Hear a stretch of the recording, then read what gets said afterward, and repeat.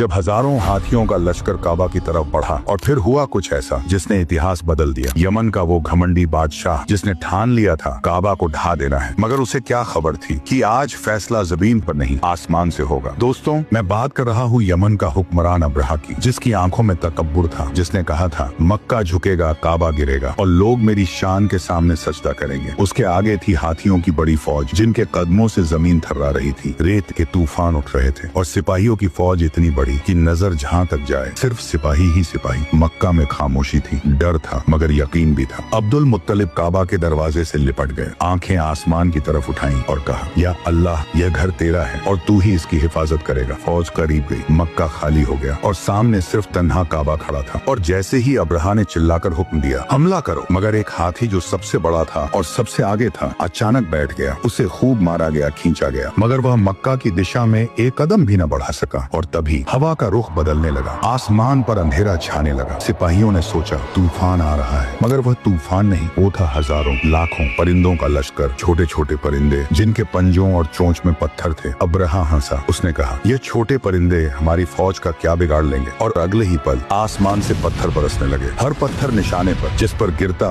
उसका जिस्म चीर देता। सिपाही चीखने लगे, हाथी भागने लगे, फौज टूटकर बिखर गई, हर तरफ अफरा तफरी मच गई। वह छोटे पत्थर नहीं थे, वह अल्लाह का अजाब था। कुछ ही पलों में, कुछ ही लम्हों में वह लश्कर जो काबा को गिराने आया था मिट्टी में मिल चुका था। अब्रहा भागा मगर मौत उसका पीछा कर रही थी और आखिरकार उसका अंजाम भी तारीख में इबरत बन गया। और काबा जो अल्लाह का घर है आज भी खड़ा है, न हाथी उसे गिरा सके, न बादशाह उसे मिटा सके, क्योंकि ताकत फौज में नहीं, हाथियों में नहीं, ताकत उस मालिक में होती है जो जब चाहे किसी की भी तकदीर बदल सकता है। बेशक मेरा रब हर चीज पर कादिर है।